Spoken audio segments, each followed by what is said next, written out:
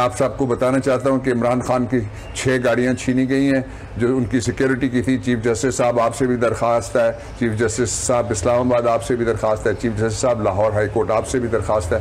और मैं ये दरख्वास्त करना चाहता हूं जो पाकिस्तान के अंदर जितने भी चीफ्स हैं सबको मिला के मैं करना चाहता हूं कि आप सारे एसेट्स हैं पाकिस्तान के, और इमरान खान बहुत बड़ा एसेट है पाकिस्तान का, लोकल भी है और ग्लोबल एसेट भी है।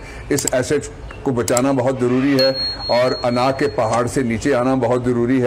उसके पास कोई सिक्योरिटी इस वक्त मौजूद नहीं है, तो मांगे तांगे की गाड़ियों में इस तरह की शख्सियत का और इतनी बड़ी पार्टी के लीडर का सफ़र करना, बाकी सारी पॉलिटिक्स चलती रहेगी लेकिन उनकी पर्सनल सिक्योरिटी के ऊपर कोई कॉम्प्रोमाइज़ ना किया जाए। That is an SOS message which I am delivering to the entire world and entire PTI, entire nation and all the institutions who are responsible for the security and the safety of the citizens of Pakistan and the land of Pakistan.